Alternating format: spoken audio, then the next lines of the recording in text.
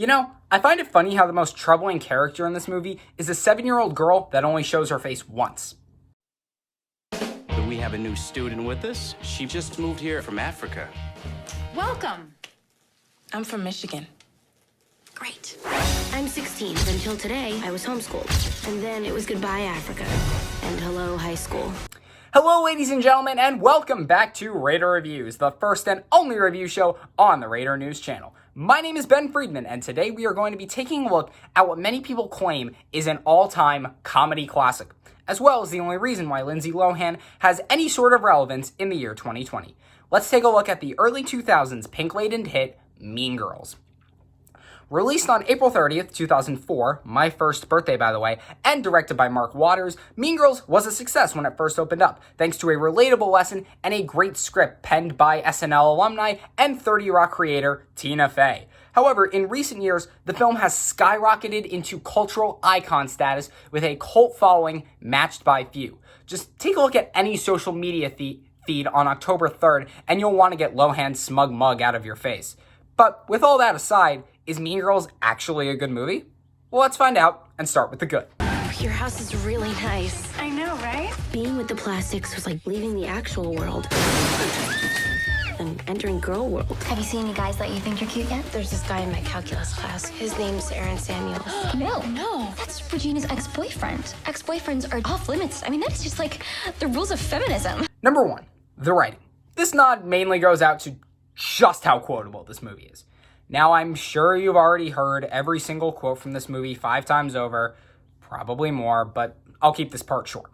But honestly, those moments are just as good as everyone says they are. Who could forget the introduction of the one and only Amy Poehler as Regina's mother? Hey, how are my best girlfriends? Hey, Mrs. George. This is Katie. Hello, sweetheart. Hi. Welcome to our home.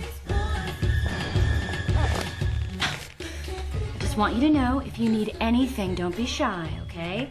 There are no rules in this house. I'm not like a regular mom. I'm a cool mom. Right, Regina? Please stop talking. Okay. I'm gonna make you girls a hump day treat. And of course, we have Regina's wonderful plan-making abilities. And who could forget Damien's famous cry of, "She doesn't even go here!" All in all, this film is incredibly quotable, and it's not hard to wonder why these quotes are still tossed around today. Number 2, the lesson.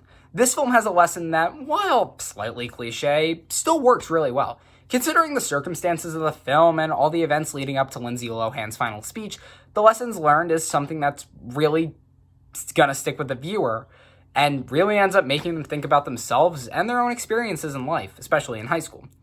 I won't say any more as to not spoil the film for the 2% of you that haven't seen it, which was me until a few days ago, but that's not the point. It's a really impactful and well thought out lesson that can have a deep effect on anyone, anywhere. Well, except the students of North Shore High School, but we'll get to that later. And number 3. Number 3, the characters. Contrary to what I did in the Roger Rabbit review, I'm going to be focusing on the characters and not the performances, so a little bit flip-flop. And once again, I will be focusing on 2 characters, Damien Lee and Miss June George. Damien is probably the best example of the gay best friend trope ever created. Every line out of his mouth is just an absolute riot, and his moments shine through during some of the more dull moments of the film. The only person that can outshine him is the aforementioned Amy Poehler as Regina's mother, June George. Our favorite cool mom is the absolute funniest character in this film. Yeah, I said it. Do at me. Comments below. Come on, come at me. Every single line that she has is just amazing, and she is the show stealer through and through. She makes even the dullest moments of this film just a little bit better. And yes, there are dull moments in this film. Let's talk about them, and let's get to the bad. I want to lose 3 pounds. They're these nutrition bars my mom uses to lose weight. It won't close. It's a 5. You could try Sears. Why are you eating a Caltine bar? What? They make you gain weight like crazy.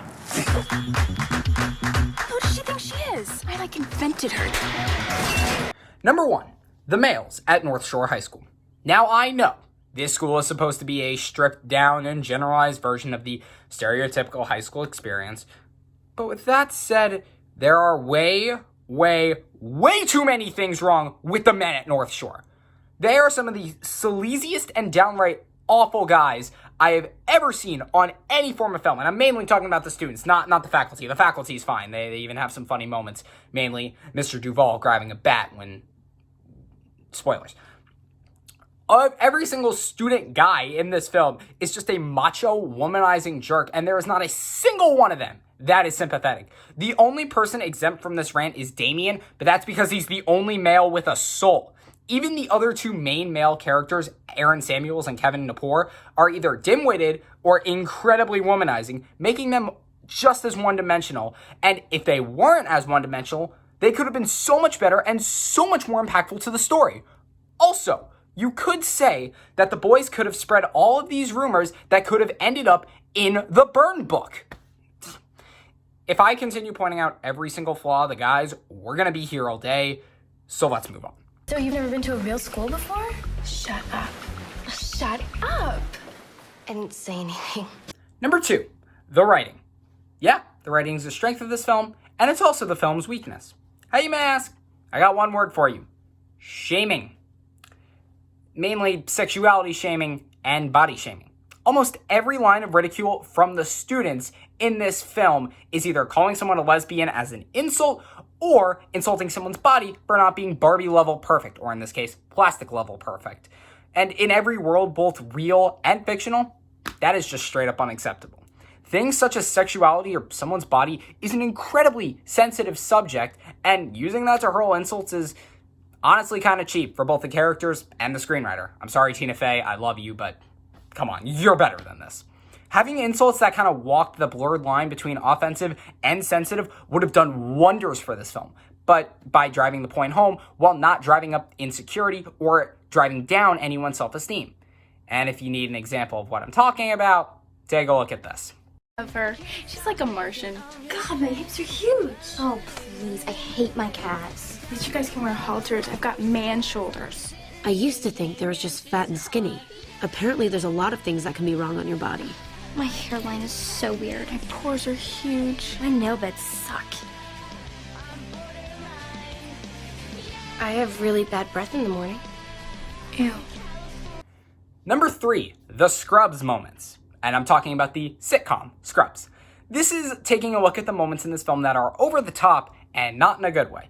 There are a few scenes in this movie that play out just like a fantasy from the TV show Scrubs. It's ridiculous, comes right the hell out of nowhere, and leaves the film just as quickly. It barely has any impact on the plot, and it is only recalled to feed into the worst part of the movie, which I won't mention here because spoilers.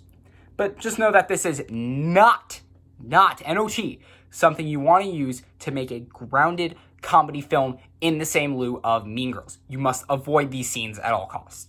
Karen Smith. She is one of the dumbest girls you will ever meet. I'm kind of psychic. Really? It's like I have ESPN or something. Mean Girls is an enjoyable comedy movie with some excellent moments and jokes that do deserve its place in our everyday world. However, the film's insulting writing moments, random fantasies, and just beyond awful student body hold it back from being the godsend of comedy that everyone claims it is. It's a decent flick, good for a few laughs, but it is not the greatest thing since sliced bread. I'm going to give Mean Girls 3.5 stars. Thank you guys so much for watching. Make sure to like, comment, and subscribe, and be on the lookout for all videos coming on the Raider News channel. My name is Ben Friedman. Stay safe, and I'll see you next time.